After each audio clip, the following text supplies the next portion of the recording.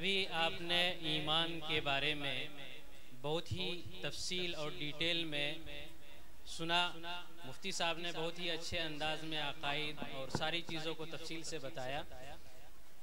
देखिए, अल्लाह ताला ने इंसान इस दुनिया के सिस्टम को आगे बढ़ाने के लिए और ख़ानदानी निज़ाम और सिस्टम को सही से चलाने के लिए निकाह का ऑप्शन दिया है। जितने भी इंसान इस दुनिया में आए हैं उनमें सबसे पसंदीदा जिनको अल्लाह ने चूज़ किया, उनको मुंतखब किया, वो हमारे अम्बिया थे। और सारे अम्बिया ने इस सुन्नत को किया, इस सुन्नत पर अमल किया। सारे अम्बिया ने निकाह किया।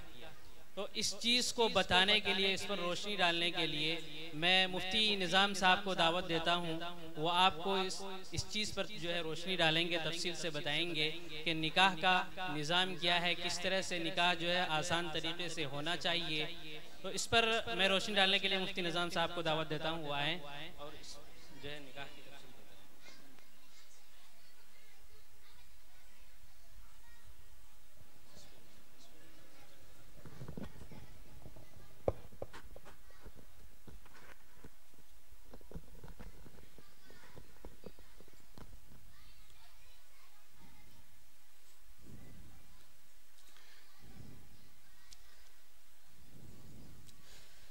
पीछे से एक सवाल आया था कि हमें ये पता नहीं है कि अकीदा कहते किसको है। इसमें से कौन बच्ची या कौन मर्द हजरात में से है जो ये बतला सके हमें अकीदा कहते किसको है। अगर ये एक सवाल, जो पीछे सवाल आया हुआ है, आप में से कोई बतला सकते, हाथ खड़ा करे, अकीदा कहते किसको है। मर्दों में से कोई हाथ उठाए, अकीदा कहते किसको है। मौलाना यासीन साहब को पता है अकीदा किसको कहते हैं। अब मैं आसान करके बतलाता हूँ।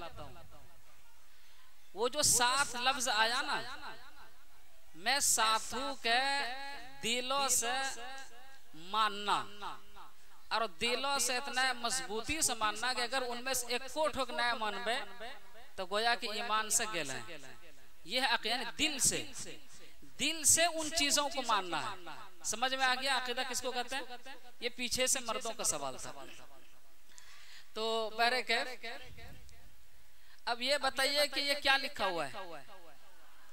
निकाह तो नहीं है, नून है, काफ है, हाँ है, अच्छा डॉट निकाह है। अब ये बताओ, निकाह से दिल में कोई खुशी हुई? सबको खुशी होती है भाई। कहते हैं कि शादी वो लड्डू है, जो खाए वो भी पछताए, जो ना खाए वो भी पछताए। आप लोगों के घर में भी वालिदैन जो है अब बार बार तस्करा कर रहे हो, थोड़ा शादी कराए दो, थोड़ा शादी कराए दो।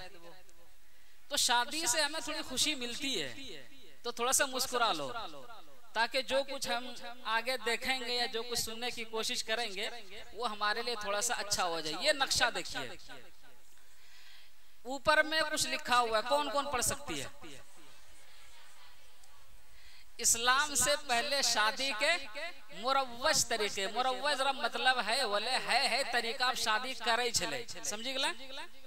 ये तरीका आप शादी हो गए। अब ललका भरी गिनती करके लाल कैट छे, गिनती करके बताओ, लाल कैट छे 8।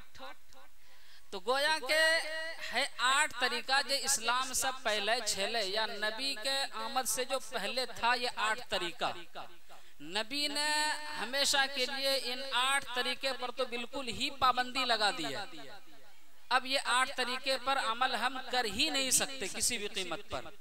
उसी वक्त गोया के नबी आए और हमारे नबी ने मोहर लगा दिया कि भाई ये पहले चल रहा था, अब नहीं चलेगा। उसके बाद ये वाला कलर और ये वाला कलर जो थोड़ा सा फर्क है, इस पे भी पाबंदी है। और ये कहते किसको है? अगर हर एक का थोड़ा थोड़ा तारीफ देखें, यहाँ इस लफ्ज में क्या लिखा हुआ, निकाह है फाहिशा।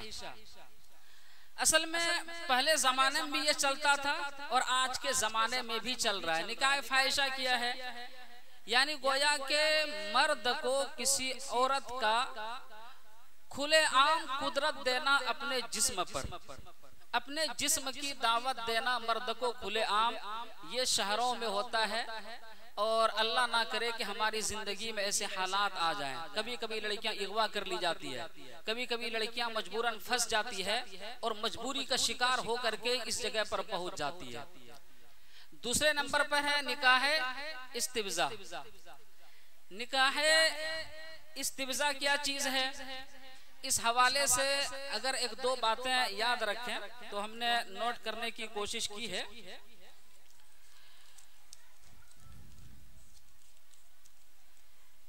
किसी औरत को किसी ऐसे मर्द के पास भेजना, असल में पहले जमाने में होता यह था कि कुछ लोगों की ख्वाहिश होती थी कि हमारे घर में जो है अच्छा बच्चा पैदा हो, अच्छे खानदान से हो, अच्छे नस्ल से हो, ऐसा बच्चा पैदा हो जो बहादुर हो।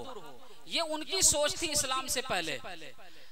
और इस्लाम जब आया तो कहा कि ऐसा नहीं कर सकते, ये बहुत ही गलत काम है। इस तरीके से करना गोया के अपने आप को जो है इस तरीके से खत्म करना है, तो इस तरीके से काम नहीं कर सकते। मिसाल के तौर पर सरोगेसी आज के जमाने में होता है, सरोगेसी यानी इस तरीके से शहरों के अंदर होता है, आज भी ये मौजूद है, किसी न किसी दर्जे में लोग करते हैं, तो हम मुसलमानों को नहीं करना चाहिए। तीसरे नंबर पर है निकाह और राहत। ये उस वक्त होता था कि ग्रुप की शक्ल में इस तरीके से मर्दों को दावत देना, और आज भी शहर के अंदर लोग इस तरीके से कामों को अंजाम दे रहे हैं, जो कि इस्लाम ने उसके ऊपर पाबंदी लगा दी है और मुसलमान भी इसका शिकार होते हैं। एक है निकाहुल बदल। ये देख लें, निकाहुल बदल क्या है कि बीवी का तबादला, बहन से बहन का तबादला, बेटी का बेटी से तबादला, इधर से उधर भेजना, उधर से इधर लाना। ये जो मॉडर्न जमाने के घर होते हैं और जो अच्छे समाज में माने जाते हैं, वो लोग इस काम को आज भी करते हैं और इस्लाम ने पाबंदी लगा दी है, ये नहीं करना चाहिए। निकाहुल मुता, ये कुछ दिनों के लिए जो ऐसा करना, जैसा कि लिविंग लिखा हुआ इसके अंदर, इसको बहुत ज्यादा अखबार में पढ़ेंगे देखेंगे, लिविंग रिलेशनशिप इस तरीके से अल्फाज इस्तेमाल करते हैं। यानी कुछ दिनों के लिए जो आप लोग अगर दिल्ली वगैरह पढ़ने के लिए जाने की जरूरत पड़े तो वहां पर लोग इस तरीके शिकार हो जाते हैं कि दो मिल करके आपस में कुछ दिनों के लिए निकाह कर लेते हैं। भाई जब तक यहाँ पढ़ाई कर रहे हैं, जब तक हम हॉस्टल में रहते हैं, जब तक जॉब कर रहे हैं, तब तक निकाह कर लेते हैं। तो ये बिल्कुल जायज नहीं कर सकते हैं। निकाहुल मिरास, गोया के पहले जमाने में ऐसा था, मिसाल के तौर पर मेरे वालिद का इंतकाल हो जाए, अब जो मेरी माँ है गोया कि वो मिरास के तौर पर हमारे पास आएगी। अब हमारी मर्जी कि हम उससे खुद निकाह करें या इसी तरीके से ये उनको बेचे आगे, आप माल देंगे तो अपनी माँ से आपका निकाह करा देंगे। तो ये भी चलता था, निकाहुल मिरास था कि माल मिल सके, ये भी बिल्कुल हराम है। इसी तरीके से यहाँ है या जितने भी निकाहुल मुशारका है 10 मर्दों के साथ इस तरीके से अंजाम देना, जो जितने भी ये लाल रेड में देख रहे हैं, रेड में देख रहे हैं, सब के सब क्या है, इस्लाम में हराम है। इस्लाम में जो है सिर्फ एक शक्ल है, कौन सी शक्ल है, इस्लामी निकाह। कौन सा है, इसके अलावा सब के सब हराम है। कोई किसी तरीके से हम किसी लड़के के करीब नहीं जा सकते, कोई भी ही तरीका अपना करके। आज कितना ही हमारे सामने में खूबसूरत तरीका आ जाए, जैसे बाज लोग कैसे शादी करते हैं पता है, कुरान गवाह बना के तोरा शादी करे चो, अल्लाह गवाह बना के तोरा शादी करे चो, ऐसे भी अल्फाज इस्तेमाल होते हैं। तो शरीयत में सिर्फ इस्लामी निकाह जायज है, इसके अलावा कोई भी तरीका जायज नहीं है। अब दूसरे नंबर पर क्या लफ्ज लिखा हुआ है, पढ़े जरा सा। फर्ज केकरा कही जाए, मालूम जो केकरा मालूम जो फर्ज केकरा कही जाए, फर्ज कही जाए एनो चीजों का अगर हो ना छो तो कामे ना हो। तो मिसाल रो तौर पर नमाज पढ़े वास्ते पाक होना कीजिए, अगर कोई आदमी पाके ना तो नमाज होता है नहीं, यानी मैं चीजों का फर्ज कहलो जाए जिसको जकरो बिना हुक्म तो होबे नहीं करते, ओकरा फर्ज कहलो जाए। गोया के यहाँ जे बतलाए रहो दो चीज, कितने चीज बतलाए जाए, दो इजाबो कबूल और दो गवाह है, दो फर्ज है। फर्ज याद रख, निकाह में कितने चीज फर्ज है, क्या किया, इजाबो कबूल और दो गवाह। अब एक लफ्ज है ईजाब और एक लफ्ज है कबूल। एक लफ्ज है ईजाब, दूसरा लफ्ज क्या है? एक नंबर पे ईजाब किसको बोलते हैं? ईजाब बोलते हैं किसी की तरफ से पेशकश। ईजाब किसको बोलते हैं? किसी की तरफ से पेशकश करना। हमें तो रही चीज देर लच्चो, हमें तो रही चीज पेशकश करना। जैसे कि पानी लेके आते पानी आगे कर दिया, प्लेट लेके आते प्लेट आगे कर दिया। तो लड़का या लड़की में से किसी का अपनी तरफ से पेशकश करना कि मैं तुम्हारे लिए तैयार हूं, और सामने से लड़का या लड़की का कबूल करना। अब तरीका देख, अपने समाज में जो शादी होती है वहां पर क्या होता है लड़कियों के साथ में कि एक इमाम साहब या जो निकाह पढ़ाता है और उसके साथ में दो गवाह, दो मर्द जाते हैं कम से कम, जो अपने यहाँ तरीका राइज है। और वहां जा करके जो है लड़की से इमाम साहब कहते हैं कि फला लड़का है, फला जगह का रहने वाला है, इतना मेहर है, ये दो गवाह है, इन दोनों की मौजूदगी में तुम्हारा निकाह कर रहा हूँ। तो लड़की की जवाब दे, जल्दी जवाब दे, बोल जल्दी से, कबूल है, यह दे जा। तो ईजाब अलग है, कबूल अलग है। गोया के लड़के की तरफ से इमाम साहब और क्या कहते हैं दो गवाह पेशकश लेकर के गए कि ये चीज हाजिर है। लड़की ने कहा कि कबूल है, तब जाकर के ये एक तरफ गोया के उधर से निकाह की मंजूरी हो गई। अब वही शक्ल इमाम साहब और दो गवाह जो इधर अपनाते हैं और लड़के से बोलते हैं फला है, फला लड़की का नाम फला है, फला की बेटी है, फला जगह की रहने वाली है, और इतना मेहर है, और इतने मेहर और नान नफ्तों के साथ में जो है तुम्हारे निकाह में मैं देता हूँ, क्या तुमको मंजूर है? वो लड़का अब कहता है कि कबूल है।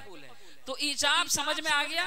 ईजाब के माने पेशकश। ये लड़के की तरफ से भी हो सकता है और लड़की की तरफ से भी हो सकता है। ऐसा भी हो सकता है लड़की की तरफ से पैगाम जाए और क्या कहते हैं लड़का वाला कबूल कर ले। तो निकाह इतना आसान है, इतना आसान है कि उसमें फर्ज जो है सिर्फ दो चीज है। एक लड़की हाजिर हो जाए, सामने में दो गवाह मौजूद है, और उन गवाह की मौजूदगी में लड़की ने कहा कि मैं इससे निकाह करती हूँ, लड़के ने कहा मुझे कबूल है, तो निकाह हो गया। लड़का ऐसा बोल दे कि मैं तुमसे निकाह करता हूँ, और दो गवाह वहां पर मौजूद है, सुन भी रहा है, आकिल है, बालिग है, मुसलमान है, मजलिस वही है, तो निकाह कबूल है। ये है दोनों फर्ज है, इसके बिना हमारा निकाह नहीं होता, हमें किसी का निकाह नहीं होता। ये दो फर्ज समझ में आ गए, इजाब और कबूल समझ में आ गया। आज के बाद से जो हमारा निकाह होगा वो इजाब और कबूल सामने में रखना। इसी तरीके से निकाह के वाजिबात, फर्ज और बात किसके कथीर नंबर आवे वाजिब। निकाह के अंदर एक ही चीज वाजिब है और है मेहर। निकाह के अंदर एक चीज वाजिब हो क्या है? मेहर। मेहर किसको बोलते हैं? सामने में अगर किसी को इस्तेंजे का तकाजा हो तो सामने में जो है रूम है, ये इस रूम के अंदर जो इस्तेंजा खाना है, पानी का तकाजा हो तो हाथ उठा देंगे, इस्तेंजे का तकाजा हो सामने में रूम है, वहां चले जाएंगे। तो क्या बता रहा था मैं? मेहर, और ये क्या है? वाजिब। अब ये कि मेहर कहते किसको है? यानी लड़के की तरफ से लड़की को निकाह के वक्त या निकाह में जो मेहर रकम तय की जाती है उसको बोलते हैं मेहर। समझ गए इतना? और ये किसका हक है? लड़की का हक है। अब अगर कोई मर्द इसको माफ कराता है, जैसा कि शादी हो जाती है तो लड़का कहता है अब तो हम रेल रबे, हमरा दोनों साथ है रबे, तो कथिल तो मेहर लेबे माफ करी दे, ऐसा नहीं कहता तरह माफ नहीं करना, माफ होबे नहीं करे। ये माफ नहीं होता। अपने समाज और मुआशरे में जो मर्द माफ कराते हैं वो गलत काम करते हैं, ये माफ होता भी नहीं है। और लड़की माफ करती भी नहीं है, लड़की माफ करती भी नहीं है, करना भी नहीं चाहिए। जो उनका हक है, वो अल्लाह ने हक दिया, उसको माफ करना भी नहीं चाहिए। और माफ कैसे नहीं करती लड़की? हो दिन तो बोली दे ठीक तो चल साथे रहे तो कथिल दबे। बाद में भी क्या होता है, मर्द देना भी चाहता है तो कथिल दबे राखी ले, हमें भागीर लच्छे। तो इस तरीके से अल्फाज इस्तेमाल करते हैं। और अगर खुदा न खास्ता तलाक की नौबत आ जाए तब वहां पर लड़की बढ़ा चढ़ा के मेहर का मुतालबा करती है। घर वाले भी करते हैं, समाज के लोग भी करते हैं, पंचायत के लोग भी करते हैं। आबे तोरा मेहर दही लाग तो तखनी लड़का माफ हो गलो, माफ नहीं चलता है उस वक्त। ना तो लड़की मानती ना हमारा समाज मानता है। इसका मतलब ये कि शरीयत ने जो हुक्म दिया है माफ नहीं होता है का वही चलता है, तो माफ करना भी नहीं है, माफ होता भी नहीं है। इतना समझ गए? और ये वाजिब है, और ये दिया जाता है लड़कियों के एजाज में। किसमें दिया जाता है? लड़कियों के एजाज में, और इसके अंदर बड़ी बरकतें होती है। अगर लड़कियां ये अपने पास रख करके, अपने अकाउंट में रख करके जो है अगर इस तरीके से काम करे, इससे तिजारत करे या शोहर को तिजारत करने के लिए, तो उसके अंदर बड़ी बरकतें आती है। वाजिब समझ में आ गया? असल तो वो फर्ज है, निचला दर्जा वाजिब है। उसके बाद निकाह की सुन्नतें, क्या लिखा है निकाह की? कितना है? क्या किया है? पढ़ो जरा सा। खुतबे निकाह। नंबर 2 छुआरे की तकसीम। नंबर 3 वलीमा। शादी में छोरा मिल रहा है तो रासनी का ज्यादातर लड़कियां पूछती है, इसको नहीं मिलती है। मर्द लोग बाहर बार बांट के खा लेते हैं, थोड़ा सा अंदर लाते हैं, कुछ बांटा और ऐसे छोड़ दिया। तो बरे के खुतबे निकाह, छुहारे की तकसीम। तो छुहारे में कुछ खास मसला नहीं है, छुहारा बोल देते हैं हम, और वलीमे भी 1-2 लफ्ज बोलते हैं। यहाँ पर 2 लफ्ज बोलेंगे। अपने इधर जो होता है, जैसा कि आखिर में आएगा, चढ़ंती की बोले, चढ़ंती। तो ये चढ़ंती जो होता है ये लड़के की तरफ से वो होता है और लड़की की तरफ से वो होता है। तो लड़की के घर में चढ़ंती का इस्लाम में कोई तस्वुर नहीं है। चढ़ंती का कोई तस्वुर नहीं है। बाप बेटा जो करते हैं ना, लड़कियों पर जुल्म करते हैं, ये चढ़ंती नहीं होना चाहिए। चढ़ंती का खाना खाना जायज नहीं है। ना तो लड़के के घर में खाना खाना जायज है और ना ही लड़की के घर में। लड़के के घर में कब खाते हैं? बारात जाने से पहले, और लड़की के घर में कब खाते हैं? बारात आने के बाद। ये है चढ़ंती। अगर चढ़ंती होता तो यहाँ पर वलीमा की जगह क्या लिखा जाता? बोलो। अगर चढ़ंती का सबूत होता तो वलीमा की जगह क्या लिखा होता? चढ़ंती लिखा हुआ होता। लेकिन चढ़ंती उड़ंती नहीं है।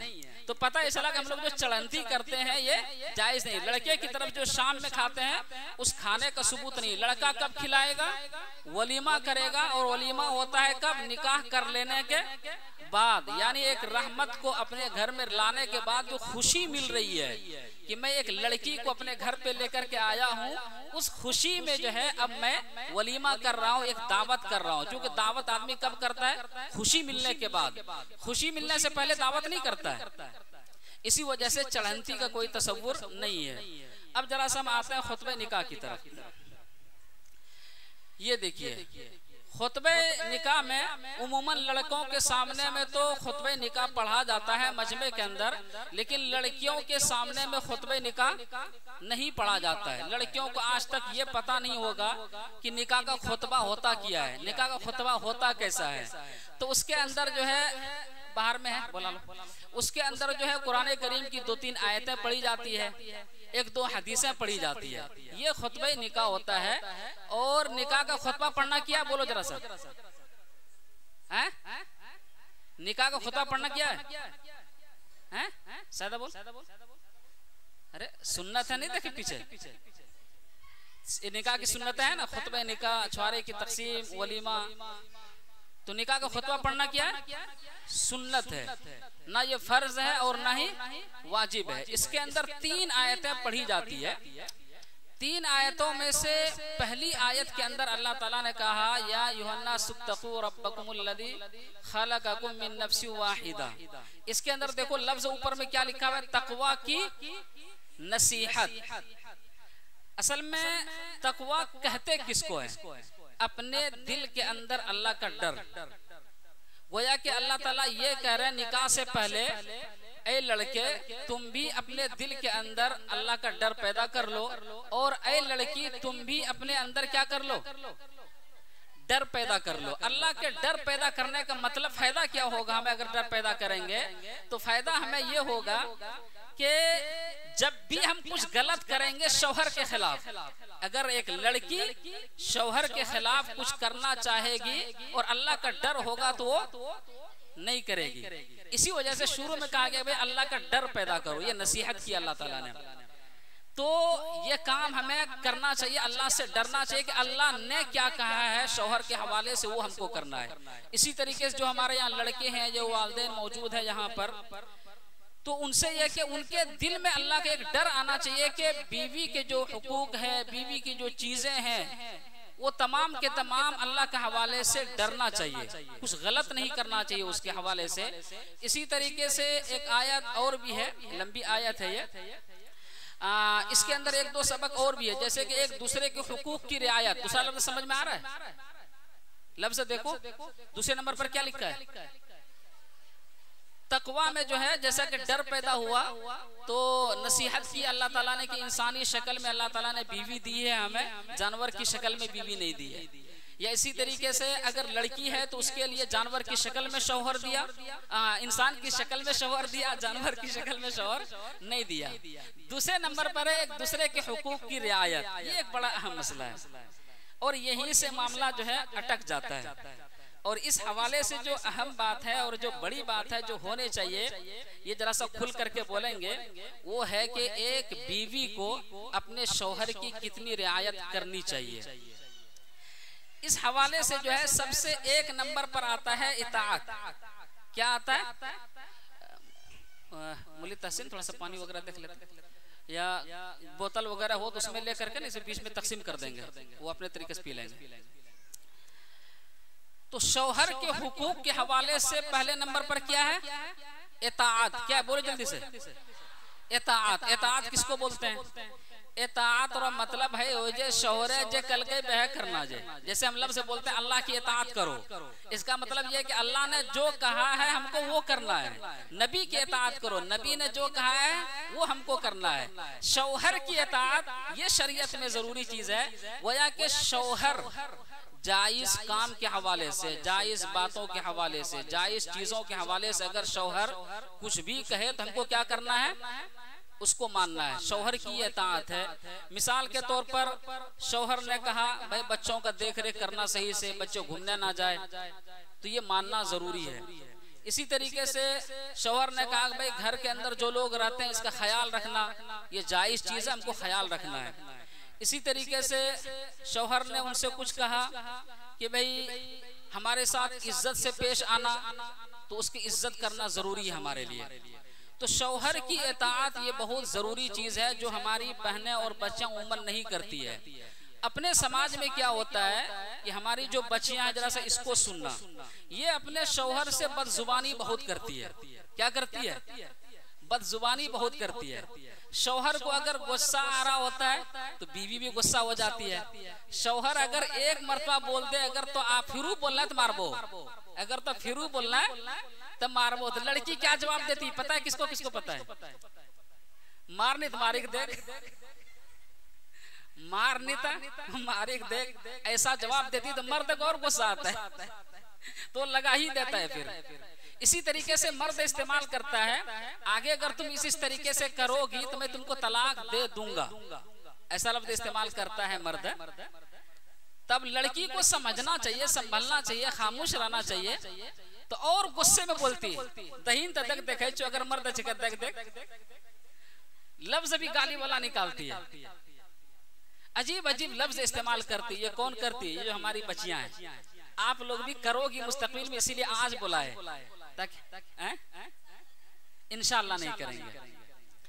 तो ये जो चीजें हैं जो बुला रहा हूँ, नफ्सियात बोल रहा हूँ, जो नफ्सियात की चीजें जो हमारी बच्चियां करती है, इससे जो है तलाक तक की नौबत आती है। हमें इताअत करना है, हमें फर्मा बरदारी करना है। शौहर के सामने में जोर से नहीं बोलना है, शौहर के सामने हमारी आवाज बुलंद नहीं होनी चाहिए। हमारी बच्चियां क्या करती है, जब तक शौहर ने बोले ये घोघरा जाते बीबिया बोलल गई, और पता चला कि शौहर ने मारा भी नहीं, इतना रोने लगेगी वो पूरा जो है सब कुछ जमा कर लेगी।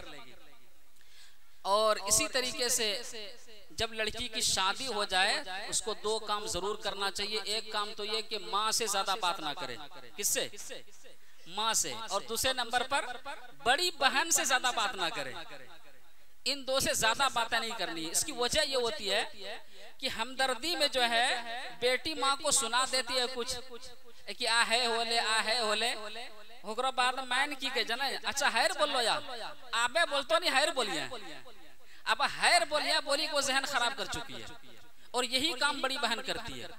तोरा हैर बोली दिल को, अच्छा हैरंग हो लो। अब वो बहन का जहन खराब हो गया, बेटी का जहन खराब हो गया। जब शौहर आएगा घर से, चल पानी लाओ, अपने से ले ले, तो यहाँ से क्या हमारे ताल्लुकात और रिश्ते खराब हो जाते हैं। इसी वजह से शौहर की इताअत 1 नंबर पर है, तो हमें इताअत करनी चाहिए। नंबर 2 पर है इज्जत और अदब व एहतराम करना, शौहर की इज्जत करना, इसके वकार का ख्याल रखना। हम लोग इस तरीके से करते हैं कि शौहर को जलील भी करते हैं, कभी किसी के और के साथ बदनाम कर देते हैं, कभी क्या करते हैं कि कुछ भी बोल करके जलील कर देते हैं, कभी बच्चों के सामने में ऐसी बात बोल देती है माए कि बाप वहाँ शर्मिंदगी की इजहार कर लेता है। तो ये अदब एहतराम के खिलाफ इस तरीके से नहीं होना चाहिए। जोर से बोल देना दूसरों के सामने में। अब मान के चले 4 लोग घर में बैठे हैं, शौहर बाहर से आया और कुछ उन्होंने बोला, अब बीवी अगर जोर से बोल देगी तो गोया कि वो अपने शौहर की बेइज्जती कर रही है, तजलील कर रही है 4 लोगों के सामने में। ये अल्लाह ताला को पसंद नहीं है। इसी तरीके से एक लफ्ज आता है माली वफादारी। हमारी बच्चियां क्या करती है कि पता चला कि शौहर ने यहाँ पैसे रखने के लिए दिया, अब सोच रही है कि भतीजा के नक दे दे। अब सुचीर लोज की एंटना माए के नक दे देती हैं, सुचीर लोज की बहन ही के नक दे देती हैं, भाई के नक दे देती हैं। या इसी तरीके से अपने लिए सोच रही है, पैसा शौहर दे ले, चले तो जेवर बनवा ले, चुपके चुपके मैं जानता ही थोड़ो। तो माल में वफादारी होनी चाहिए। शौहर ने घर खर्च के लिए दिया है, फजूल खर्ची के लिए नहीं दिया है। घर में 1 किलो आलू की जरूरत है तो 2 किलो हम क्या करेंगे, 5 लीटर तेल की जरूरत है तो हम 4.5 में घर को चलाने की कोशिश करेंगे। माल के साथ में वफादारी करेंगे ना, फजूल खर्ची तो नहीं करेंगे ना। 2 सूट में हमारा काम चल जाएगा, 2 साड़ी में काम चलेगा, तीसरी चीज हमको नहीं चाहिए। ये है वफादारी। जब बीवियां ऐसी मिलती है तो शौहर को जो है हौसला और हिम्मत मिलता है। इसी तरीके से माली वफादारी ये भी है, बाज लड़कियां क्या करती है, आज जो है अगर शौहर मालदार है, शादी कर लिया, कल को गरीब हो गया, अब जो है या इसी तरीके से कोई लड़का है कम कमाता है और लड़की को लगता है कि यानी हमारा जरूरत थी पूरा ना करे जे, वहाँ नाटक शुरू कर देती है। यानी आमदनी महदूद हो तो बीवी को चाहिए कि वफादारी का सबूत दे, तो कमाए या न कमाए तो हमारा शौहर जगह काबिल एहतराम जगह जत्तो कमाए चाहे होखरे में नॉन रोटी खाए करबे, लेकिन ज्यादा हमारा नहीं खाना जे, है जहन बनाना जे। अगर है जहन बनाबे हमारा पौने ने हमारा झोपड़ी में रखते तो माँ रबे, हमरो पौने अगर हमारा नॉन रोटी खिलाते तो हो खाए करबे। जब है जहन बनाबे और खिदमत और मिजाज बनबे तो तोरा घर जन्नत नुमा बनतो, घर खूबसूरत बनतो। इसी तरीके से एक लफ्ज है जिस्मानी वफादारी। क्या लफ्ज है? जिस्मानी वफादारी। अब पता चला कि भाई शौहर बाहर रहता है और क्या कहता है यहाँ हमने गलत ताल्लुकात बना लिए किसी से, तो ये जिस्मानी वफादारी नहीं है। या शौहर ने कहा था भाई इनसे बातचीत मत करना, फिर भी बातचीत करने लगे। शौहर ने कहा था कि आपके घर में फला मर्द नहीं आना चाहिए, फला लड़का नहीं आना चाहिए, और पता चला कि हम बुला रहे हैं कि एलो एलो तो पता भाई ले, अब मना कर रखा है शौहर। अगर शौहर ने मना किया तो अपने घर पे नहीं बुलाना है। शौहर की इताअत और फरमा बरदारी नहीं है। शुरू में जो 1 नंबर पर आया था कि शौहर की इताअत और फरमा बरदारी होनी चाहिए, तो ओकरो खिलाफ छके। जेकरा जेकरा से शौहर ने मना करतो बोले लग हेकरा हेकरा से तोरा बात नहीं करना जाए, तो होकरा तो समझ ले कयामत तक तोरा बातें नहीं करना जाए। क्योंकि शौहर से बढ़ करके एक लड़की के लिए कोई नहीं है। पहले रिश्ते में माँ बाप है, माँ बाप के बाद अगर उनकी जिंदगी में कोई बड़ा इंसान है, अहम इंसान है, तो वो है उसका शौहर। इससे बढ़ करके कोई इंसान नहीं है। इस वजह से मुकम्मल ख्याल रखना चाहिए। इसी तरीके से एक लफ्ज आता है शौहर की गैर मौजूदगी में हिफाजत। हिफाजत किसकी करनी है? घर की करनी है, इज्जत की करनी है, बच्चों की करनी है। इसी तरीके से एक अच्छा लफ्ज आ गया जीनत। समझ में आलो? जीनत बोलियो तो केकरा केकरा समझ में आलो लफ्ज जीनत? केकरो ने? यानी अपनो आपका सजाना, चेहरा क्रीम लगाना, अपनो आपका खूबसूरत बनाना। ये शरीयत ने हुक्म दिया है कि तुम जो है अपने आप को संवारो, तुम अपने आप को खूबसूरत बनाओ, लेकिन किसके लिए?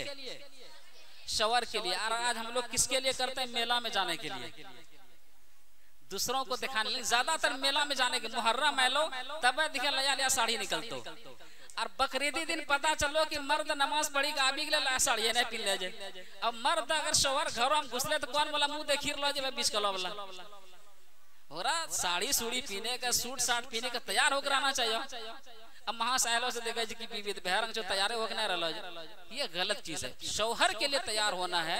जब शौहर देखेगा, शौहर भी तारीफ भी करेगा, शौहर को अच्छा भी लगेगा, तो हमको सजना और संवरना है किसके लिए? शौहर के लिए, मेला के लिए नहीं, शादी के लिए नहीं, इधर उधर जाने आने के लिए नहीं। इसीलिए इस्लाम में बुर्का है, इस्लाम में पर्दा है, ताकि जितना भी सजा रखे हो सब कहाँ रह जाए? अंदर में रह जाए। इसी वजह से पायल की आवाज भी नहीं आनी चाहिए हमारी। तो बहरे कैफ ये कुछ चीजें थी। हम जरा सा आगे बढ़ते हैं खुतबे निकाह के हवाले से जो बाकी रह गए। एक लफ्ज आया है रिश्तेदारों के हुकूक की रियायत। क्या है तीसरे नंबर पर? रिश्तेदारों के हुकूक की रियायत। ये जो लफ्ज है रिश्तेदार, रिश्तेदार में कौन कौन आते हैं? सबसे बड़ा रिश्ता हमारे और आपके लिए कौन है? माँ और बाप। अपनी जिंदगी में कौन है? माँ और बाप से बड़ा कोई रिश्ता नहीं है। जब शादी हो जाए तो सबसे बड़ा रिश्ता कौन है? शौहर। उसके बाद कौन है? सास ससुर। उसके बाद कौन है? ननद देवर या भैंसुर। तो सबसे बड़ा रिश्ता जो है हमारे लिए कौन है? माँ और बाप। आज हम क्या करते हैं, पता ये चला कि हम जा रहे हैं कॉन्वेंट में पढ़ने के लिए या स्कूल में पढ़ने के लिए, तो हमारी दोस्ती हो जाती है। अब ये दोस्ती हो जाने के बाद क्या करते हैं, अब हम ना अपने वालिदैन की ना फरमानी करते हैं, ऐसे में इस तरीके से कदम उठा लेते हैं। हमारे माँ बाप ने जो भेजा था स्कूल में, क्यों भेजा था?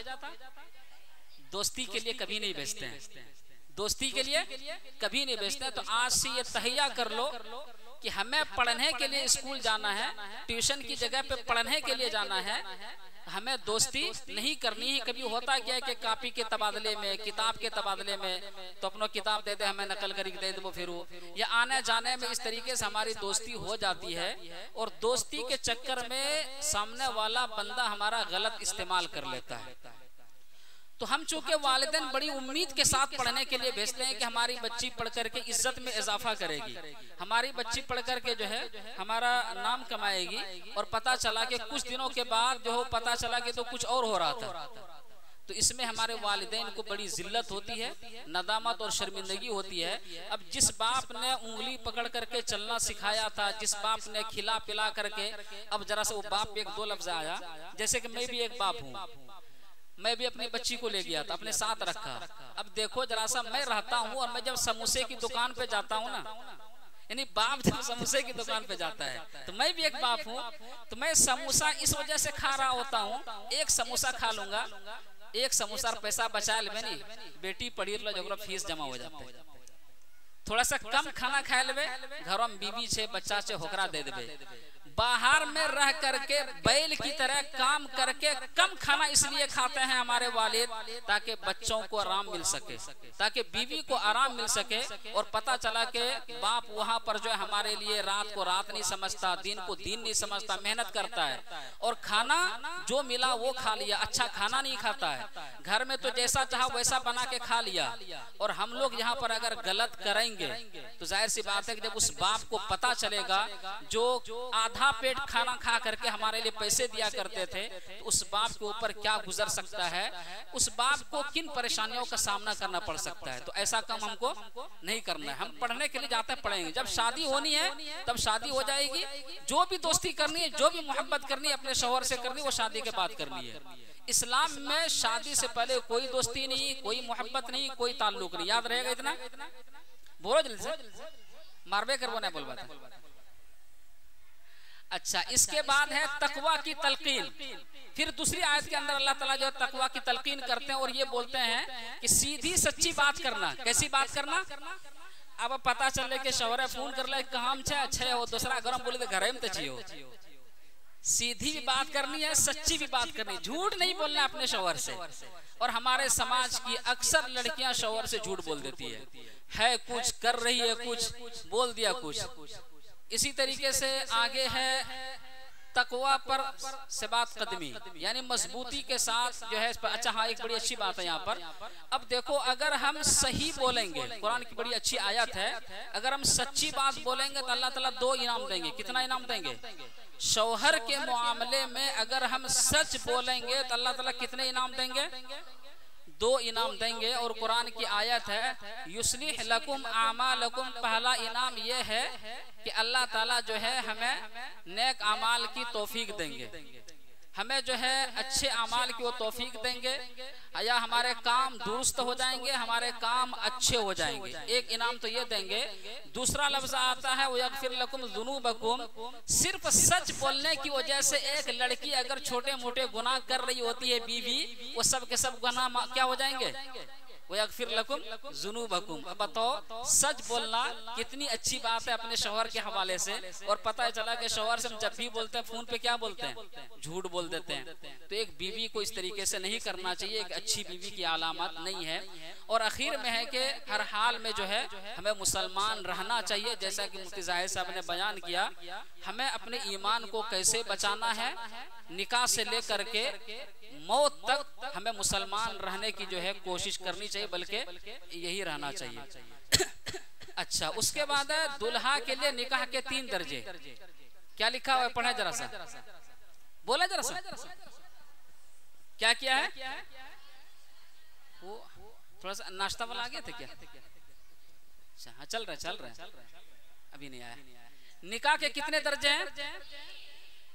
यानी कि एक लड़का हो या एक लड़की, उसके लिए निकाह का जो है 3 दर्जे। कभी कभी एक लड़की के लिए भी और एक लड़के के लिए भी निकाह जो है वाजिब हो जाता है, और कभी कभी एक लड़की के लिए भी और एक लड़के के लिए भी निकाह हराम हो जाता है। अब देखो, वाजिब कब हो जाता है? कोई लड़की अगर ये समझे, किसी लड़की को ऐसा लगता है इस साल भर के अंदर हमारा निकाह अगर नहीं हो पाता है किसी वजह से, तो हम जिना कर बैठेंगे। इसी वजह से इस्लाम में दोस्ती ही नहीं कर, जब दोस्ती करेंगे तो जिना कर लेंगे। तो जब जिना में पड़ने का डर हो तो उस लड़की के लिए निकाह करना वाजिब है। किसी लड़के के लिए जब जिना में डरने मुलव्विस होने का डर हो, उस लड़के के लिए निकाह करना वाजिब है। अब उस लड़की को, लड़के को चाहिए कि माँ बाप से बोले कि हमारा निकाह करा देना चाहिए। अगर नहीं कराएंगे उसके बाद, क्योंकि इस तरीके से अंदेशा है, इस वजह से बोलना चाहिए और वालिदैन को इसकी फिक्र भी करनी चाहिए। हराम कब है? पता ये चला कि निकाह के बाद या तो लड़की ऐसी निकल गई जो शौहर की जो है हुकूक की रियायत नहीं कर पा रही है, या जो चीजें चाहिए वो चीज की पूरी नहीं कर पा रही है, लड़की जो है कुदरत नहीं दे पा रही है, तो ऐसी लड़की के लिए सिर्फ नाम के माँ बाप के दबाव में आकर के शादी करना, ऐसी लड़की के लिए शादी करना हराम है। इसी तरीके से अगर कोई लड़का इस तरीके से करता है, बाद में चल करके बीवी के हुकूक का ख्याल नहीं रखता है, तो ऐसे लड़के के लिए लड़की से निकाह करना हराम है। अपनी जिंदगी में निकाह में ला करके जो है उनकी जिंदगी से खिलवाड़ नहीं करनी चाहिए, इस्लामी तालीमात के बिल्कुल ही खिलाफ है। यहाँ पर क्या कहते हैं, हदीस भी यहाँ पर मौजूद है। इसी तरीके से दुल्हा के लिए दुल्हन का इंतखाब। अब यहाँ पर यह कहा गया है कि अगर कोई लड़का, पहले नंबर पर अगर कोई लड़का किसी लड़की को पसंद करे शादी के लिए, या कोई माँ बाप अगर अपने लड़के के लिए लड़की देखना चाहे तो क्या देखना चाहिए, यहाँ पर वो बयान कर रहे हैं। देखो जरा सा, नंबर 1 पे क्या देखना चाहिए? दीनदार। नंबर 2 शौहर से मोहब्बत। अच्छा, दुल्हा के लिए दुल्हन का इंतखाब, ठीक है, शौहर से मोहब्बत करने वाले। नंबर 3 पे क्या है? नंबर 4 क्या है? खुश अखलाकी। तो गोया के जब हम किसी लड़के के लिए लड़की का इंतखाब कर रहे होते हैं तो उसमें हमें 3 चीजों का ख्याल जरूर रखना चाहिए। नंबर 1 दीनदार हो, नंबर 1 दीनदार हो। हदीस में आया हुआ है कि कभी देखे नया हेड घर मालदार छे नहीं, यहाँ करीब लड़की से बियानी ससुर बादम पैसा देते, तो ये जो दिमाग में आ गया, ससुर पैसा देते, ससुर बादम नौकरी लगा देते, ससुर बादम है दे देते, अगर ये लालच आ गया और इस लालच पे निकाह किया तो उस निकाह में खैर नहीं है, बरकत नहीं है। वो निकाह जो है बरकत और खैर के खिलाफ है। लड़की को जो है दीनदारी देखनी चाहिए कि लड़की है, लड़की दीनदार है या नहीं, लड़की अच्छी है या नहीं है। इसी तरीके से लड़की में देखना चाहिए कि शौहर से मोहब्बत करने वाली है या नहीं है। अगर किसी के बारे में पहले पता चलेगा भाई किसी और लड़के से दोस्ती कर, जाहिर सी बात है शादी के बाद अपने शौहर से मोहब्बत नहीं कर सकती, वो पहले मोहब्बत से ही मोहब्बत करेगी। तो इसी वजह से कहा गया कि भाई शौहर से मोहब्बत करने वाली होनी चाहिए। अगर हम में से किसी की जिंदगी में आज तक है कि किसी लड़के से ताल्लुक है, तो आज से यहाँ से तौबा करके उठना है कि हमारी मोहब्बत खालिस किसके लिए होगी आज के बाद से, बोलो जरा सा, शौहर के लिए। जो हमारे साथ दोस्ताना ताल्लुकात है, जो लड़के हैं उनसे हमारी जो है कोई इस तरीके से मोहब्बत नहीं होगी। हाँ दोस्ताना ताल्लुकात ठीक है, बातचीत हो रही, जरूरत पूरी हो रही अपनी जगह पे, लेकिन जो मोहब्बत हमें उनसे नहीं करनी है। आखिर 3 नंबर पे खुश अखलाक, लड़की को खुश अखलाक होना चाहिए। अब होता क्या है, पता चला कि शौहर हर ज्योति कहले आरो पूछिर लो जे काम से आवाजे नहीं निकली रलो जो कुछ बोलिए नहीं रलो जो की बनलो जो कुछ जवाबे नहीं दे रलो जो। ये पता चला कि चेहरा कभी एनहो बनाए के रखे ये कि जानबे न हंसी भी कोई चीज छे, हंसना जानती ही नहीं, मुस्कुराना जानती ही नहीं है। तो ये नहीं होना चाहिए। बीवी को जो है मुस्कुराता हुआ चेहरा रखना चाहिए, खुश अखलाकी से पेश आना चाहिए। और इस सिलसिले में हदीस कोड किया है मुस्तकिल कि एक तरफ माल हो, एक तरफ जमाल हो और एक तरफ इसी तरीके से और भी चीजें हो, उसको तरजीह नहीं। एक बड़ी अच्छी हदीस है यहाँ पर, यह हदीस है दुनिया कुल्लुहा मताउन। अल्लाह के नबी ने यह फरमाया कि दुनिया के अंदर जो है सबसे बेहतरीन चीज अगर कोई चीज है दुनिया में, वो नेक औरत है। नबी ने क्या कहा, दुनिया में अगर कोई चीज है तो क्या है, नेक औरत है। एक तरफ बेहतरीन मकान है और एक तरफ नेक औरत खड़ी है, एक तरफ बेहतरीन गाड़ी है और एक तरफ नेक औरत खड़ी है, एक तरफ जो बहुत मालदार आदमी है या ये कह बहुत स्मार्ट खूबसूरत इंसान है, दूसरी तरफ नेक औरत है। तो कौन बेहतर है, नेक औरत बेहतर है। नेक औरत की जो है अल्लाह के नबी ने तारीफ की है, इससे बेहतर कोई चीज नहीं। अब यहाँ पर दुल्हन के लिए दुल्हा कैसा होना चाहिए, नंबर 1 पे क्या है, बोले जरा सा। नंबर 1 पे दीनदार, नंबर 2 पे खुश अखलाक, नंबर 3 पे फयाज, नंबर 3 पे फयाज या शौक नहीं, नंबर 3 पे बीवी से अच्छे ताल्लुकात। दीनदार तो बता दिया, यानी जिस तरीके से एक लड़की दीनदार होनी चाहिए वैसे एक लड़का भी दीनदार होना चाहिए। हम लड़कियों के जहन में क्या समाया हुआ रहता है, लड़का जो है ना हैप्पी कट वाला होना चाहिए, दीनदार नहीं देखेंगे। लड़का दीनदार है, दीनदार होना चाहिए, दाढ़ी जरूरी नहीं है। दीनदार होना चाहिए, टोपी जरूरी नहीं है। दीनदार होना चाहिए, ये मान लें कि दीन में जो है दाढ़ी है, दाढ़ी में दीन नहीं है। दीन में दाढ़ी है, दाढ़ी में दीन नहीं है। अगर दाढ़ी नहीं भी और कोई दीनदार हो सकता है, ऐसा बहुत लोग ऐसे हैं जो हमसे ज्यादा अच्छे हैं लेकिन वो दाढ़ी नहीं रखते, लेकिन बहुत नेक है वो। तो इसी वजह से नेक देखना है, दाढ़ी कोई जरूरी उतने नहीं है, लेकिन हो तो और अच्छी बात है। एक नबी की सुन्नत है, तमाम नबियों की सुन्नत है, बहुत अच्छी बात है, हमें इससे मोहब्बत करनी चाहिए। तो दीनदार होना चाहिए, जो हम लड़कियां उम्मन नहीं कर पाते हैं। हमें जो है स्मार्ट चाहिए, अच्छा चाहिए, जो हमें घुमाने फिराने वाला हो, बाइक नचाने वाला हो, ऐसा लड़का चाहिए। इस तरीके से जहन बना हुआ रहता है जो कि गलत है। शौहर खुश अखलाक भी होना चाहिए। कैसा होना चाहिए, खुश अखलाक। जब भी मार्केट से आए कोई ना कोई समोसा लेकर के आना चाहिए, खुश अखलाक हो। उमन शौहर बाहर से आते हैं, पता चला बीवी के लिए कुछ ला ही नहीं रहा है, टॉफी लेकर के आ जाए, चॉकलेट लेकर के आ जाए। मेरी बीवी बैठी है, उनसे शिकायत सुन सकती हूँ, मैं लाता हूँ नहीं लाता हूँ, तो बहरे कहे ये लाने का एहतमाम करना चाहिए, खुश अखलाक होना चाहिए। कोई मेहमान आ जाए तो खुश अखलाकी से पेश आना। हाँ, बड़ी अच्छी बात याद आ गई। अगर बेवक्त हमारे घर में, सुनिए सर, अगर हमारे घर में मेहमान आ जाए बेवक्त और बीवी से ये बोलते हैं मेहमान आ रहा है अभी रोटी बनानी है, तो वहाँ मुंह कड़वा हो जाता है। पता चला बेवक्त चाय बनानी है, हरदम में थोड़ा सा ये बनाते रहो, खाली थोड़ा मेहमाने आते रहे, जो ये खुश अखलाकी की अलामत नहीं है। तो खुश अखलाक होना चाहिए। इसी तरीके से शौहर को फयाज होना चाहिए। फयाज से मुराद ये है खर्च करने वाला हो, कमाता कमी हो, खर्च करने वाला हो, कंजूस ना हो, चिम्मड़ ना हो, बस इसका ख्याल रखना चाहिए। चाहे वो हमें साल में 2 ही सूट दिलाए, अच्छा सूट दिलाए, वो खर्च करने वाला जहन हो, उसका मिजाज हो। और इसी वजह से शौहर को जो है अहमियत और फोकियत भी मिलती है। उसके बाद है बीवी से अच्छे ताल्लुकात। तो गोया कि जब शादी हो जाए तो एक लड़के को भी ये चाहिए कि अगर उनकी जिंदगी में कोई है तो उनसे ताल्लुकात खत्म करके अपने आप को अपनी बीवी के हवाले करे, उनसे अच्छे ताल्लुकात बनाए, उनसे जो है खुशगवार जिंदगी रखने की कोशिश करे। निकाह के मकासद, मकसद में देख लो। अब एक सवाल ये होता है कि निकाह हम लोग क्यों करते हैं? कितना मकसद लिखा हुआ है? 3। नंबर 1 क्या है? जिस्म और रूह का बाहमी रिश्ता। गोया के जैसे कि मैं हूँ, मेरी जब तक शादी नहीं हुई थी तो मेरे जिस्म का और उसके जिस्म का कोई रिश्ता था नहीं, लेकिन जब शादी हो गई तो हम दोनों का जिस्म अब एक जिस्म हो गया। इसी तरीके से एक जिस्म बनता है गोश्त, पोश्त, हड्डी और दूसरे नंबर पर रूह से। जब एक लड़के का एक लड़की से जिस्मानी रिश्ता जुड़ता है तो रूहानी रिश्ता भी जुड़ता है, रूह का रूह से एक रिश्ता जुड़ जाता है। यही वजह है कि पता चला कि शौहर बाहर मार्केट में गया और बीवी घर से फोन कर देती है, तो बीवी वैसे 2 वजह से फोन करती है। कभी तो इस वजह से फोन करती है, देख ले कि मेरे शौहर ने खाना खाया कि नहीं। कभी ये होता है कि देख ले किधर है, कितनी देर में आएंगे, ख्याल रखना मकसद होता है। कभी क्यों करती पता है? शक करने के लिए, कहीं गलत जगह तो नहीं बैठा हुआ है।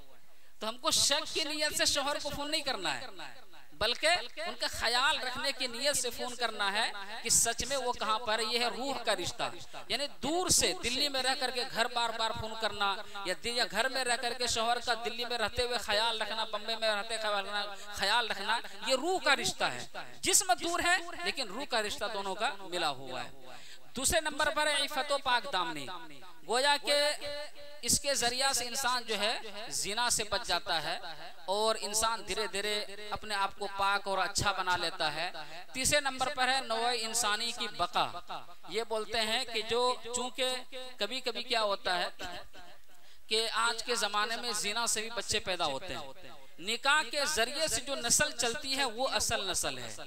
जिना से जो बच्चे पैदा हो वो असल नस्ल नहीं है, वो इन इंसानियत की बका नहीं है। अगर हम इंसानियत की बका चाहते हैं तो हमको शरीयत के दायरे में रह करके ही औलाद की परवरिश करनी पड़ेगी या औलाद की जो है वो करने पड़ेंगे। आगे है शौहर के हुकूक। यहाँ पर आ रहा था, मैंने वहां पर बोल दिया। इताअत का हुक्म है, इताअत पर जन्नत का वादा है। जो लफ्ज वहां पर छूट गया था, एक लफ्ज आया था कि शौहर की क्या करनी है हमको? इताअत। अगर इताअत करेंगे तो क्या मिलेगा? वो तो जन्नत का वादा। तो गोया कि जिस तरीके से अल्लाह के हुक्म, अल्लाह के अहकामात पर अमल करने से जन्नतें मिलेंगी, शौहर का दर्जा भी खुदा के बाद वैसे ही दर्जा है एक तरीके से। इसी वजह से अगर हम शौहर की फर्मा बरदारी करेंगे, शौहर की इताअत करेंगे, शौहर का कहना मानेंगे, शौहर अगर बोली दिल को आए ना फला शादी में ना जाए तो न जाना जो, शौहर अगर बोली दिल को आए ना फला जगह न जाना जाए तो न जाना जो, रस बात न करना नहीं करना जाए। अगर पूरा करना की मिलता जन्नत। ना फरमानी पर सख्त वाइद। यहाँ पर क्या कहते हैं, हदीस भी आई हुई है, अगर ना फरमानी करे तो उसके लिए क्या वाइद है। और एक बड़ी अच्छी हदीस है, यहाँ पर देख लें जरा सा, दिखाई दे रहे होंगे। वो हदीस क्या है कि औरत अगर 3-4 काम करेगी ना, कल कयामत के दिन अल्लाह ताला उसको जन्नत में जाने के लिए इख्तियार देंगे। तो जनी दरवाजा जाल पर है, जैसे को होज की असल में कि जैसे कि मेरा एक खास मेहमान है और एक उमूमी मेहमान है। जो खास मेहमान होता है हमारे घर पे आते हैं तो हम उसको बेडरूम देते हैं, यानी उस जगह पर बैठाते हैं जहाँ पर हम सो रहे होते हैं। और जो उमूमी मेहमान आता है कहाँ बैठा है? चोगरा द्वारी पर। कहाँ बैठा है? द्वारी पर। द्वारी पर होने बारम खटिया दे दे। लेकिन जो खास मेहमान होता है कहाँ बैठाते हैं? बेडरूम में बैठाते हैं। ऐसे ही जो औरत 4-5 काम करेगी, उसमें से एक काम तो ये है कि 5 वक्त की सिर्फ नमाज पढ़नी है। दूसरा काम ये कि रमजान आ जाए तो रोजा रखना है।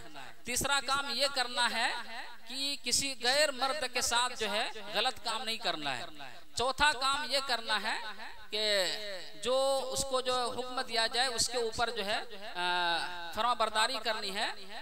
तो अगर ये काम करेंगे एक और लड़की तो अल्लाह ताला कहेंगे तुम्हारी मर्जी जन्नत में, तुम जिस दरवाजे चाहो उससे दाखिल हो जाओ। आज तुम मेरे जन्नत के लिए खास मेहमान हो। आम मेहमान नहीं हो को उधर ही दे देंगे कोई रूम, बल्कि वो खास मेहमान हो जहां से तुमको जिस रूम में पहुंचना अच्छा लगता है उस रूम में जा सकती हो तुम। तो इतनी बड़ी नेमत है एक फरमाबरदार बीवी के लिए। इसी तरीके से बीवी के हुकूक है शौहर के जिम्मे, वो भी है। जब हम लड़कों का करेंगे तो उनको बताएंगे, आपको नहीं बताएंगे। अगर आपको बताएंगे तो आप लड़ना शुरू कर दोगे उनसे। पता चला अपना हुकूक अदा नहीं कर रही हो और उससे हुकूक लेने की लड़ाई करने लगे, तो लड़कों को बताएंगे जब उन लोगों को जमा करेंगे। एक 4 का फलसफा है, इसको हम बाद में देखेंगे।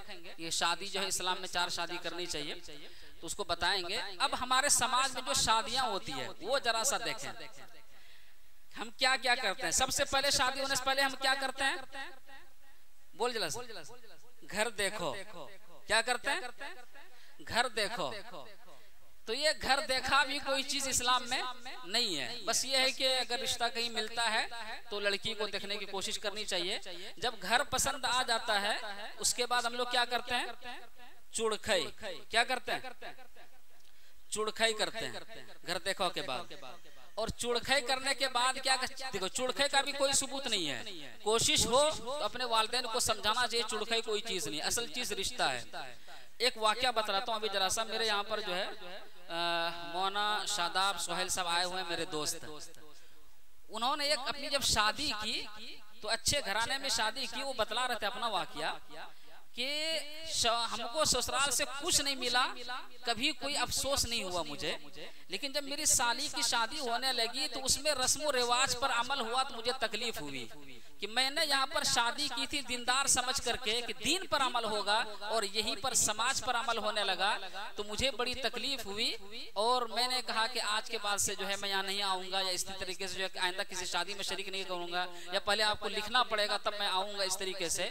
तो बहरकैफ जितने रस्म रिवाज है हमें अपने वालिदैन को समझाना चाहिए कि रस्म रिवाज है, इस पर अमल नहीं। लड़कों से बात करेंगे, हमें अमल नहीं करना चाहिए।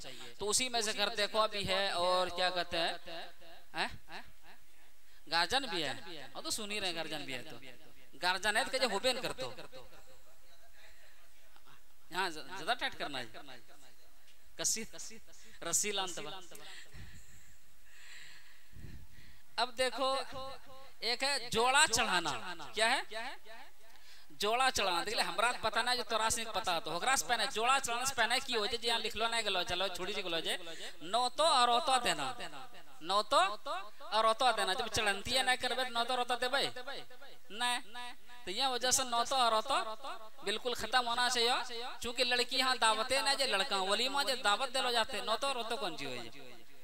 अगर फैमिली को साथ है तो उर्दू लफ्ज है दावत मा फैमिली है, रंग लफ्ज इस्तेमाल कर लो जाते हैं। नौ तो और तो मतलब तकरीबन बेह हो जाए कि फैमिली को साथ आ गया था, शायद यह मतलब होते हो। तो उसके बाद जोड़ा चढ़ाना, यानी कि जो चुड़खई टाइप का होता है, चुड़खई में ही हम लोग क्या करते हैं जोड़ा चढ़ाते हैं। इधर से लेकर के जाते हैं, एक पोटरी बांधते हैं, पोटरी में लड़की का जो सूट होता है, इसी तरीके से चूड़ी लेकर के जाते हैं और भी कुछ सामान लेकर के जाते हैं, पैसे भी लेकर के जाते हैं उसमें, वहां सबसे पैसे भी वसूल करते हैं और उसको चढ़ाया जाता है एहतमाम से।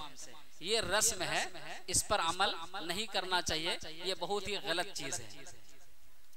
इसी तरीके से जब वक्त हमारा और आपका करीब आता है तब आता है हल्दी लगाने का वक्त। क्या आता है? हल्दी लगाने का वक्त। ये जो हल्दी लगाते हैं, देखो हल्दी का मकसद है बदन की सफाई। क्या मकसद है? तोरा से जो शादी हो तो 15 दिन पहले से हल्दी लगाइए, और जब शादी करीब आ तब हल्दी नहीं लगाइए, चूंकि जायज नहीं हल्दी लगाना।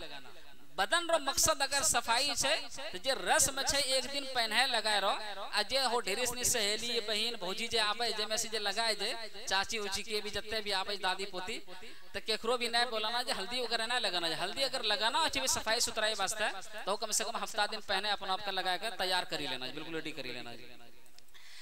अब देखिए अगर तो हल्दी हौरंग ना लगावे, उसका फायदा ये होगा कि वो जितने रस्म रिवाज होता है, कितने रस्म रिवाज होते हैं, वो डेला क्या चंगेरा सा लानते हैं, उसमें क्या क्या रखते हैं, और फिर सजा करके पचवा कितना गए थे लड़कियों से मिलने के लिए, तो पता चला कि उसी चंगेरे में फुलक्का रख ले, गुब्बारा रख रखा था, नजर पड़ी उसके ऊपर।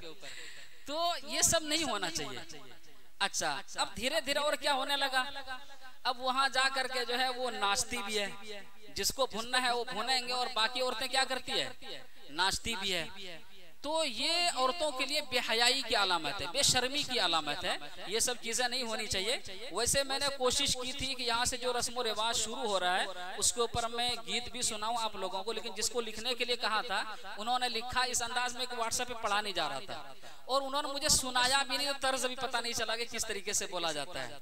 तो इस रिकॉर्डिंग तो हल्दी और उठकन ये हम लोगों को नहीं करना, नहीं करेंगे इंशाअल्लाह। मैं आपको बोलना कि नहीं करना जे अल्लाह ताला खूबसूरती दे ले जे मही पुराना जे हैं कमजोर इंशाअल्लाह, मजबूत इंशाअल्लाह बोल दो। ये मेरी बच्चियां मुस्तकबिल की जो है मजबूत हड्डी है, इन्हीं को मजबूत है। सुधरतो समाज तो रेस नहीं सर मर्दत हिन्ने सुनज मस्जिदा में हुन्ने से निकाले जो तोरा सनी के सुनी के दिमाग में रखना जे तो रेस नहीं समाज सुधरतो। चूंकि एक बीवी एक लड़की जो है घर को जन्नत भी बना सकती है और दोजख भी बना सकती है। तो ये शौहरा से लड़े पा जाए, अगर नमाज ना पढ़ो तो खाना नहीं देबो आए, अगर नमाज ना पढ़वा तो खाना बने हड़ताल है, कम करे पा रहे। चूंकि नमाज से सब कुछ है, नमाज ना है कुछ नहीं। असल जो है दीन की इताअत है। तो बरे कैफ एक लफ्ज आता है हल्दी, ये काम नहीं करना है। अब आता है बरी भात, क्या है ये पहना है असल में दीन का, तो बरी भात खाए और रात का फिर उठकन लगाए। ये बरी भात का भी कोई, ये सब हिंदुआना रस्म व रिवाज है, ये भी नहीं होना चाहिए। बरी भात का मुस्तकिल की गीत आवे तो ढेर याद हो गया लिया अपना तमन्ना। गीत गाने के बाद अगर लड़के के घर पे शादी हो, अगर शादी कहाँ हो लड़के के घर पे, तो हल्दी भुनने के बाद वो आने के बाद रात में लगाने के बाद जो है फिर 2:30-3 बजे रात में क्या करते हैं, डाला साजते हैं। क्या करते हैं? और डाला साजने में जो है चावल पान कसेली उटकन कपड़े वगैरह ये सब जो उसमें डाला जाता है एक लड़की के लिए, ये सब काम किया जाता है। इसी तरीके से एक लफ्ज आता है चढ़ंती, तो बोल दिया बरी भात है, यह डाला साजना है। मिठाई का ले जाना, ये जो शादी में मिठाई बनती है इसका भी कोई सबूत नहीं है। शादी असल में कत्ता फर्ज है, शादी में शादी तो माही हो चुकलो जो है, बादम तो फॉल से चली रहा सब दू फर्ज अदा कर ला शादी हो लो, भरी बात मिठाई सब यार चली रहा। बारात ले जाना, ये बारात लेकर के जो जाते हैं ये बहुत ही गलत काम है, ये लड़की पर जुल्म है। लड़की बाप बोली दे जत्ते आने पारे जाए, लेकिन ये लड़की पर जुल्म है। इस वजह से बारात का तस्वुर नहीं होना चाहिए। देखो मैंने भी शादी की है, मेरी बीवी मौजूद है, मेरे यहाँ पर साले जी भी मौजूद है। हम 10 लोग गए थे, जिसमें से 4 बच्चे ही होंगे। और हमारा निकाह जो है साकी मदरसे में हुआ, जुमे के बाद निकाह हुआ और खाना खाया और फिर वो आंगन फंगन आने वाला आ रहा है, हमने कुछ नहीं किया और फिर उसकी रुखसती हो गई। और इस तरीके से जो हमने निकाह किया, तो सबको ऐसी कोशिश करनी चाहिए, मिठाई ले जाना या बारात ले जाना। इसी तरीके से दूल्हे को पगड़ी बांधना, वो भी कोई सबूत नहीं। जो हम पगड़ी बांधते हैं बहुत सजाता है। और आजकल तो मुंह झप्पो वाला चल गया। कौन सा चल गया? मुंह झप्पो वाला, वो हाथ डाल देते हैं। पहचान में नहीं आता है कि दूल्हा वही वाला है जो देखे थे कोई दूसरा बैठा हुआ है। तो ये भी नहीं होना चाहिए जो इस तरीके से करते हैं पगड़ी बांधना। दूल्हे को मस्जिद ले जाना, दूल्हे को कहाँ ले जाते हैं? मस्जिद। जिंदगी भर वो जुमे के अलावा कभी नमाज नहीं पढ़ेगा और शादी से पहले कहाँ ले जाता है? मस्जिद। तो ये भी वो रस्म के तहत लेकर के जाते हैं, अगरचे जगह अच्छी है लेकिन ये भी जायज नहीं है। इसी तरीके से जब बारात जाबे लगे नी, तब मैन ओकरा दूध दे, की दे? दूध दे, ले बेटा दूध। जिस माँ ने 2 साल तक दूध पिलाया, अब उस लड़के को किसी और दूध की जरूरत नहीं है। इसी वजह से शादी के मौका पर तो दूध ही बेकार है, अब उसे दूध की जरूरत नहीं है। तो इसी तरीके से दूल्हे को रुमाल देना,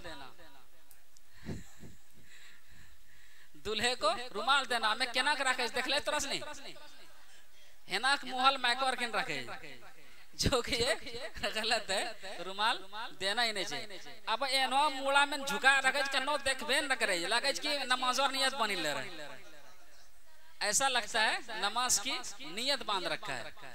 तो ये भी नहीं होना चाहिए। दूल्हे के लिए नमाज पढ़ने के बाद मिठाई बांटना, मस्जिदों में बांटे, जब तक बच्चा वहां जमा हो जाए 2 रकात पढ़ लो मिठाई बांट। तो ये मिठाई बांटना भी रस्म रिवाज है, इस पर भी अमल नहीं होना चाहिए। इसी तरीके से भरी महफिल में लड़के को कपड़ा पहनाना, अक्सर जगह पे की हो जाए हो पता चल लो कि लड़का जब बारात आबी गले, अब तोरा से जाके ओरा गाली दे जाए, अब की गाली दे नहीं जानता ही जाए तोरा से तो याद हो तो हाँ सुना दो, सुना दीजिए, याद है तो लीजिए। हाँ बेटे, दुल्हा बेला ऐसा फूल वैसे फूले दुल्हा, उसको और जो गालियां देते हैं चौकी छोड़ो, है कि नहीं? ये सब गलत।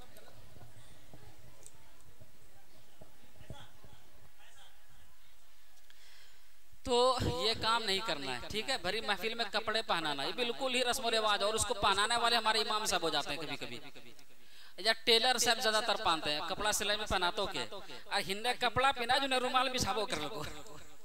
अब अद्दा मिठाई ओकरा खाजा अलग से है, उस मिठाई का झड़वा मिठाई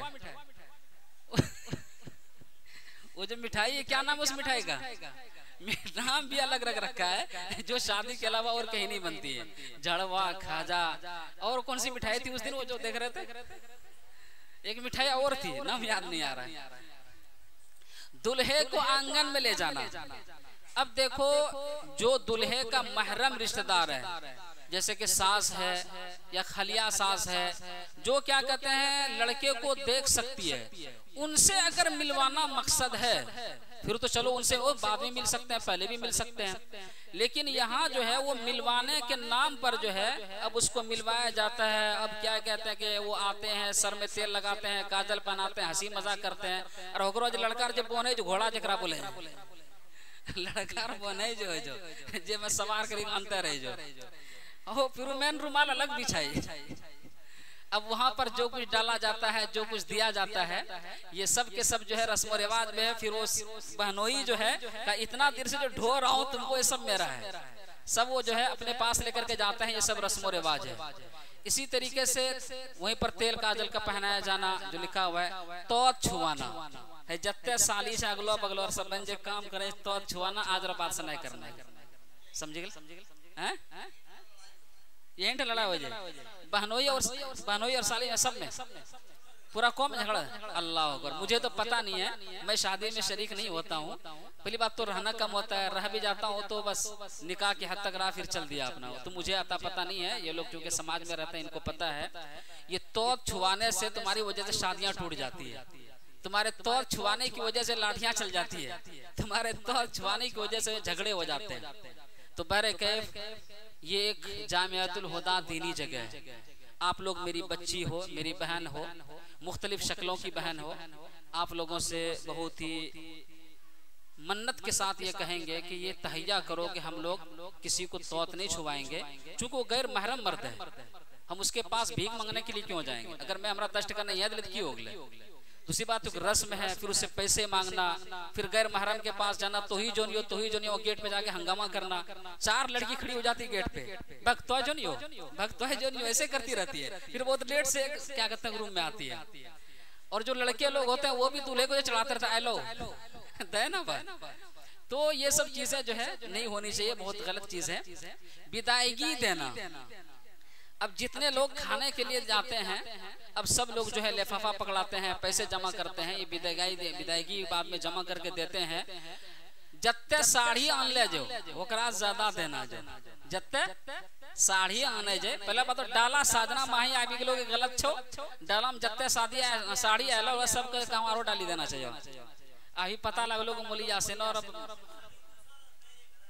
हाँ साड़ी रही जो 200 और जोड़ लो जाए 1000 और एक साड़ी। तो ये सब गलत है, जो जुल्म होता है, और इससे जो है होता क्या है बहुत गलत असर भी पड़ता है, बोझ भी पड़ता है। अब लाया है तो देना ही पड़ेगा, करना ही पड़ेगा, ये सब बहुत ही गलत है।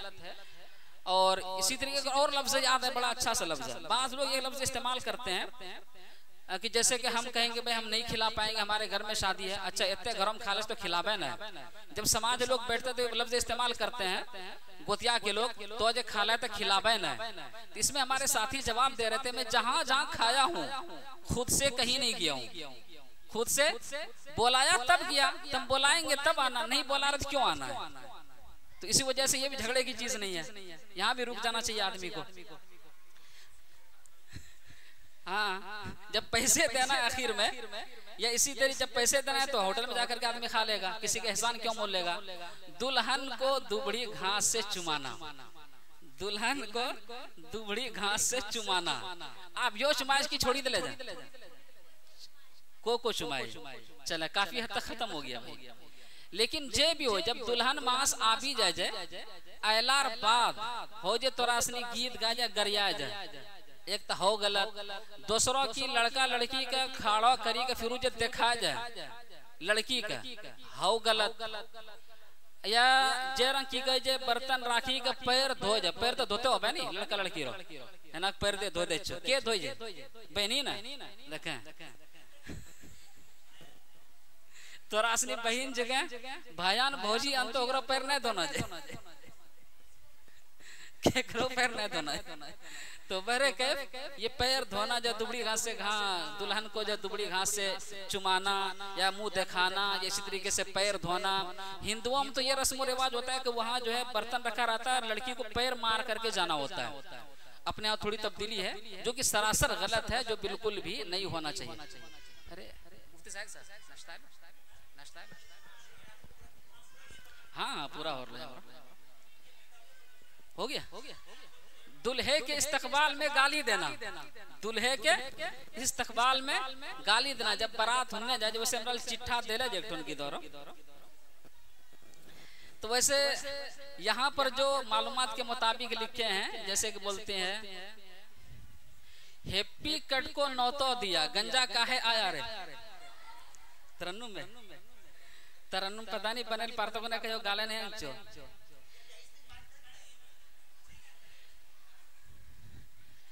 बरे कैफ जो भी हम बोलते हैं तरन्नुम में बोल देते हैं थोड़ा सा, हैप्पी कट को नौतो दिया, गंजा काहे आया रे, मार साले को धक्कम धक्का यहाँ काहे आया रे, जैसे भी बोलते हैं ये सब छोड़ना चाहिए हमें, ये सब निकालना चाहिए अपनी जिंदगी से, ये सब अच्छी चीज नहीं है।